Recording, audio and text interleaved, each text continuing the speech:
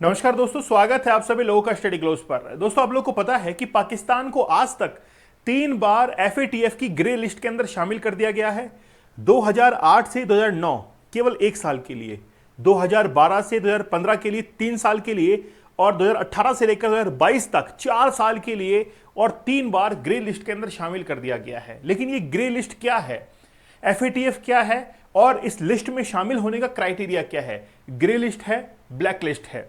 Actually में क्या हुआ है कि एफएटीएफ ने जुलाई 2025 में एक रिपोर्ट जारी की है। उस रिपोर्ट के अंदर पहली बार पहलगाम अटैक का जिक्र किया गया है, और एफएटीएफ की हिस्ट्री के अंदर पहली बार ऐसा हुआ है कि उन्होंने किसी भी एक इंसिडेंट को लेकर एक कंसर्न रेज किया है और यह कहा है कि टेरर जो फंडिंग होता है वो बड़ा खतरनाक है, और किसी एक इंसिडेंट पर फोकस किया है और वो है पहलगाम अटैक।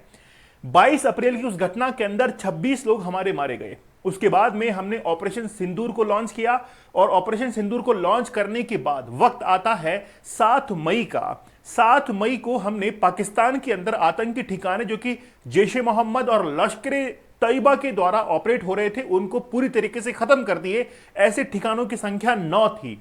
पाकिस्तान ने कहा कि ये सब हमारे नागरिक थे, और ये भी कहा कि ये आपने मस्जिदों के ऊपर हमले किए हैं।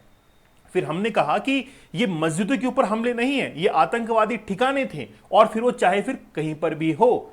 उसके बाद में भारत के द्वारा कुछ ऐसे स्टेप लिए गए जिसके बाद में अमेरिका से हेल्प दी गई थी पाकिस्तान को, ताकि वो अपनी न्यूक्लियर साइट्स को बचा सके।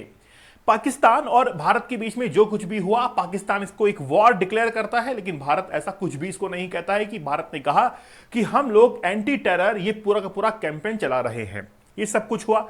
10 मई को डोनाल्ड ट्रंप के कहने के अनुसार सीज फायर हुआ पाकिस्तान और इंडिया के बीच, लेकिन पाकिस्तान और इंडिया दोनों ने ही डिनाई कर दिया कि इसमें डोनाल्ड ट्रंप की कोई भूमिका थी। हमने आपस में ही समझाइश से ही ऐसा एक सीज फायर जो है वो किया है, लेकिन अमेरिका की इसमें कोई भूमिका नहीं है। दोनों देशों ने इससे मना कर दिया।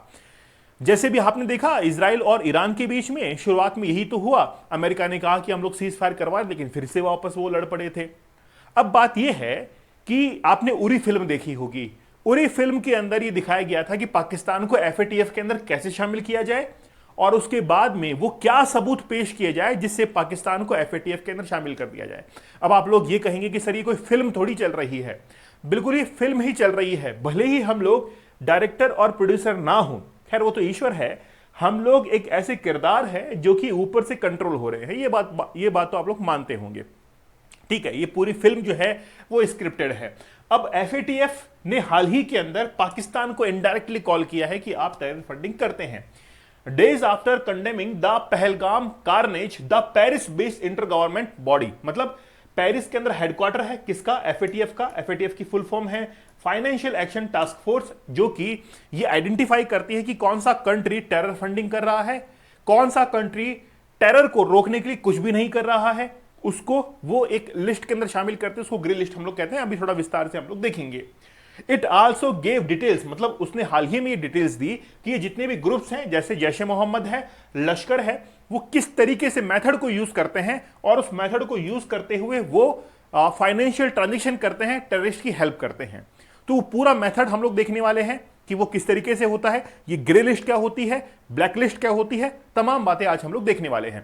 लेकिन उससे पहले दोस्तों, हमारा 75 डेज का हार्ड चैलेंज बड़ा जबरदस्त है, और बहुत अच्छे से लोगों ने इसको अप्रिशिएट किया है, क्योंकि इसमें जो टेक्निक्स यूज की गई हैं वो वाकई में जबरदस्त है। टेक्निक्स जो कि रिसर्च पेपर पर बेसिस है। 75 टेक्निक्स, 75 डेज तक लाइव सेशन और 75 रियल लाइफ स्टोरीज, इसको भी प्रेजेंट करने के लिए अपने आप में दमखम चाहिए। तो ये तो 75 डेज का हार्ड चैलेंज था। इसके बाद में मैंने 100 डेज का हार्ड चैलेंज भी लिया था। टोटल 175 डेज का हार्ड चैलेंज था, वो मेरे लिए भी था, डेली लाइव सेशन लेना। लेकिन आप टेक्निक्स को जरूर सीखिएगा और इस एडिक्शन से बाहर निकलिएगा। एक्चुअली में एफएटीएफ, जिसको हम लोग फाइनेंशियल एक्शन टास्क फोर्स कहते हैं, ये पेरिस के अंदर इसका हेडक्वार्टर है, जो कि स्पॉन्सर करते हैं, स्टेट स्पॉन्सर्ड जो टेररिज्म होता है उसको आइडेंटिफाई करता है और उसको रोकने के लिए निर्देश देता है उस देश को कि कैसे आप लोग ये काम कर सकते हैं कि आपके देश के अंदर एक टेररिज्म की जो एक्टिविटीज है वो कैसे रुक सकती हैं। अब रिसेंटली क्या हुआ कि terror attack need money to succeed, मतलब जो आतंकी घटनाएं होती है उसको पैसे की जरूरत पड़ती है। सबसे जो मेन मुद्दा होता है, जो बैकबोन होती है, वो होती है मनी। आप लोग को पता होगा हमने डीमोनेटाइजेशन किया। क्यों किया? क्योंकि नकली नोट किसके पास में थे? टेररिस्ट के पास में थे। उनके जो फाउंडर्स थे उनके पास में थे, जिसको सर्कुलेट कर रहे थे। यहां तक कि जो ब्लैक मनी थी उसको भी वो विदेशों से मंगाकर और फिर फंडिंग कर रहे थे। हमको ये पता था, इसलिए हमने उसको डीमोनेटाइज किया, ताकि जो नोट पहले से चल रहे हैं, खासतौर पर 2000 के नोट, उनको पूरी तरीके से बंद कर दिया और 500 के नोट को चेंज कर दिया। अब तुम्हारे पास में जो पैसा है उसको रख लो अपने पास में, दीवार पर चस्पा करा लो। वो उनके कोई काम में नहीं आया, वो और बौखला गए। साथ ही में हमने 2019 के अंदर आर्टिकल 370 को हटा दिया, वो और बौखला गए। उनको पता था कि कश्मीर के जो लोग हैं उनको पैसा चाहिए और भारत सरकार उनको पैसे कमाने का मौका दे रही है इन टर्म्स ऑफ टूरिज्म। काफी अच्छा पैसा कमाया, 3-3 करोड़ तक लोग वहां पर घूमने के लिए जाने लगे और बहुत पैसा उनके पास में आया। और वो टेरर की तरफ देख ही नहीं रहे थे, वो आतंकी जो ग्रुप है उनकी तरफ देख ही नहीं रहे थे। ये आतंकियों की सबसे बड़ी परेशानी थी कि यार क्या किया जाए। उन्होंने अटैक करना शुरू कर दिया यहां पर पहलगाम के अंदर। बोला यार कश्मीर में अटैक करेंगे ना तो यहां पर ना तो टूरिज्म आएगा और ना इनका घर खर्च चल पाएगा, ये सीधे हमारे पास में आ जाएंगे और फिर हम लोग पैसा देकर, जो कि फंडिंग हो रही है, वो पैसा देकर इनको आतंकवादी बना देंगे। ये इनकी स्ट्रेटेजी है। अब एक्चुअली में क्या है, अब एफएटीएफ ने जैसे ही पहलगाम के अटैक को कंडेम किया, उसके बाद में इनके कान खड़े हो गए। बोला यार अब तो मरे हम लोग। लेकिन बात यह है कि एफएटीएफ ने भी डायरेक्टली नहीं कहा, इनडायरेक्टली जो है वो पाकिस्तान के लिए रेफर कर दिया कि पाकिस्तान का टेरर फंडिंग के अंदर सपोर्ट है। और हाल ही की एक खबर है, अब देखिए आप लोग, अब according to source such action by Pakistan warrants that the country be put in grey list. अब ये कुछ सोर्सेज ऐसे हैं कि हो सकता है कि आगे आने वाले समय के अंदर पाकिस्तान को ग्रे लिस्ट के अंदर शामिल कर लिया जाए। लेकिन ये ग्रे लिस्ट क्या होती है? क्या ये वाकई में ग्रे होती है? ये ब्लैक लिस्ट क्या होती है? क्या वाकई में ब्लैक होती है?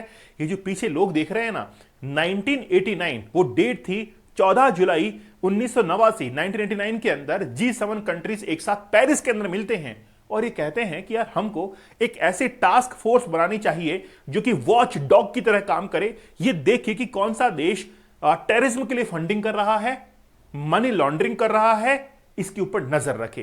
तो G7 कंट्रीज ने मिलकर एक टास्क फोर्स बना ली। भारत ने इसको एक्टिवली ज्वाइन कर लिया और भारत ने कहा कि बिल्कुल हम लोग इसमें शामिल होंगे।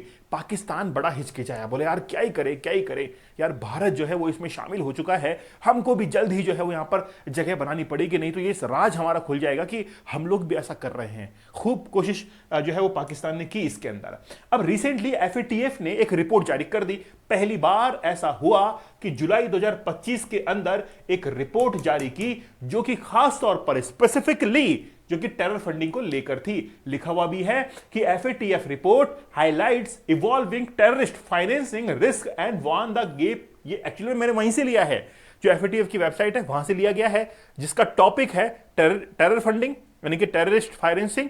कंट्री है फ्रांस और लैंग्वेज है इंग्लिश। खैर ये पूरी की पूरी रिपोर्ट उन्होंने जारी की। अच्छा, उसके प्रेसिडेंट कौन है? अभी एफएटीएफ के प्रेसिडेंट है एलिसा डी एंडा, ये इनका नाम है। चलो खैर, लेकिन बात यह है कि आखिरकार ये फंडिंग होती कैसे है। आजकल मैंने बहुत सारे यूथ को देखा है, युवाओं को देखा है, हर किसी से पेमेंट ले लिया, तू यूपीआई कर दे, तुम ये कर दो, तुम वो कर दो। अच्छी बात है, जानकार से ले रहे हैं, लेकिन किसी अनजान से किसी कहने पर कभी भी पैसा अपने अकाउंट में मत लेना। एक्चुअली में एक मेथड होता है जिसको हम लोग कहते हैं P2P मेथड। P2P मेथड के अंदर P2P ट्रांजेक्शन होता है पीयर टू पीयर।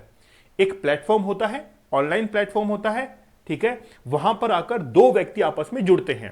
जैसे मान लीजिए कि मैंने अपना अकाउंट वहां पर रजिस्टर कर दिया, आपने भी अपना कर दिया एक ही एप्लीकेशन के ऊपर, और वो एप्लीकेशन रजिस्टर्ड एप्लीकेशन नहीं होती है। और अब वहां पर जाकर वो क्या करते हैं, पैसों का लेन देन करते हैं, और किसके अकाउंट से किसके अकाउंट में जा रहा है जरूर पता नहीं पड़ रहा है, और ये एक्चुअली में होता है, और इसके अंदर बहुत सारे लोग फंस जाते हैं। इसलिए आप लोग थोड़ा सा दूर रहना, अवेयर रहना। अब एक्चुअली में वही तो मेथड जो मैं आपको बता रहा हूं, वही मेथड यहां पर जिक्र किया गया है। जैसे कई नए मेथड निकल कर आए हैं, जैसे कैश ट्रांसपोर्टेशन, जिसको हवाला कहते हैं। क्या कहते हैं उसको? हवाला कहा जाता है। फिर अदर सिमिलर सर्विसेज, ऐसी और सर्विसेज होती है इसमें कैश जो है वो, जैसे आपने एक बॉम्बे फिल्म क्या वो सीन देखा हो, इसमें 10 रुपए के नोट पर वो सीरियल नंबर लिखा रहता है कि ये नोट उसको ले जाकर दे देना, तुम्हारा काम हो जाएगा, ठीक है ना।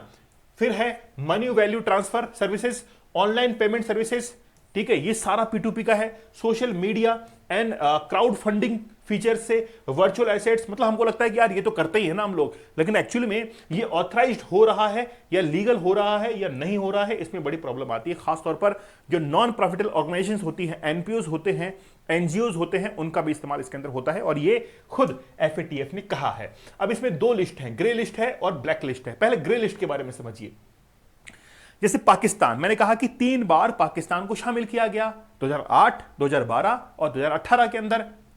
अब पाकिस्तान को कैसे शामिल किया गया होगा, इस बात को दूसरे देशों ने प्रूफ कर दिया विथ एविडेंस। जैसे भारत ने प्रूफ किया कि पाकिस्तान ऐसा करता है, हमने एविडेंस प्रेजेंट किए एफएटीएफ के सामने, एफएटीएफ ने मान लिया कि वाकई में ऐसा हो रहा है, और जैसे हो रहा है तो उस देश को ग्रे लिस्ट में शामिल करते हैं, और उस देश पर यह आरोप लगता है कि आपने मनी लॉन्ड्रिंग की है और टेरर फंडिंग की है, ठीक है, उसको ग्रे लिस्ट में डाल दिया। लेकिन ग्रे लिस्ट में डालने के बाद उसके ऊपर एक लिमिटेशन लगा दी कि आप इतने सालों के अंदर क्या टेरर फंडिंग को रोक लेंगे, तो देश हामी भरता है कि हां हम लोग रोक लेंगे इसको इस समय के अंदर, 3 साल में, 4 साल में, तो एक लिमिटेड टाइम पीरियड जो है वहां पर होता है। लेकिन ब्लैक लिस्ट के अंदर वो देश जो है वो टेरर फंडिंग करता है, मनी लॉन्ड्रिंग करता है, लेकिन कोई भी उसकी लिमिटेशन नहीं होती, कोई भी टाइम बाउंड नहीं होता है, उस पर कोई असर नहीं पड़ता है। मतलब जैसे हम लोग कहते हैं ना कि यार मोटी चमड़ी वाला है, कोई असर नहीं पड़ा, कितना भी मार लो, वैसे ये ब्लैक लिस्ट होगी। लेकिन ग्रे लिस्ट वाला कहता है कि यार मैं सुधर जाऊंगा, मेरे को थोड़ा मौका दो, वो ग्रे लिस्ट वाला होता है। जैसे पाकिस्तान, वो पाकिस्तान बार बार में गिड़गिड़ाता है। अब एक्चुअली में अगर इसमें शामिल है तो क्या फर्क पड़ेगा, जैसे आईएमएफ से अभी पाकिस्तान को लोन मिला ना, अगर वो ग्रे लिस्ट में होता तो नहीं मिलता, तो यह फर्क पड़ता है उससे। तो दूसरे देश सपोर्ट नहीं करते हैं, साथ ही में उस देश का असली चेहरा उजागर हो जाता है, खासतौर पर अमेरिका जैसे देशों के साथ में जो कि इनकी हेल्प करता है, खासतौर पर यूरोपियन यूनियन, यूनाइटेड नेशंस, वहां पर इनका असली चेहरा उजागर होता है कि देखो सबूत पेश किए गए थे और क्या चाहिए तुमको। तो आगे से कोई भी फंडिंग है, कोई मदद है, वो इनके लिए रुक जाती है। जैसे वेपन सप्लाई है, डिफेंस इक्विपमेंट सप्लाई है, कोई भी आप जैसे मिलिट्री एक्सरसाइज कर रहे हैं, जॉइंट एक्सरसाइज कर रहे हैं, तो सब कुछ जो है वो बंद हो जाता है धीरे धीरे। और खासतौर पर आप ट्रेड करना तो खैर बंद ही हो जाता है। किसके साथ, कौन, अगर कोई फ्रॉड हुआ तो उसके साथ ट्रेड थोड़ी करेंगे आप ऐसा। तो 75 डेज का हार्ड चैलेंज ज्वाइन करो, बड़ा जबरदस्त है। आप इसको ज्वाइन करेंगे तो आपको लगेगा कि लाइफ चेंज हो रही है वाकई में, और डेली आपको टास्क मिलते हैं कि आपको ये करना है, वो करना है। तो टेलीग्राम और इंस्टाग्राम पर मुझे ज्वाइन करो, दीपक इंद्रा ऑफिशियल, जहां पर एक्चुअली में मैं अब इस चैलेंज को शुरू कर रहा हूं, मतलब डेली आपसे रूबरू होऊंगा मैं, ठीक है। चलिए, तो जल्दी से टेलीग्राम चैनल को ज्वाइन कर लेना, यहां पर आप लोगों से अब बातचीत होने वाली है। तो मिलते हैं आप लोगों से अगले सेशन में, तब तक धन्यवाद, थैंक यू, जय हिंद।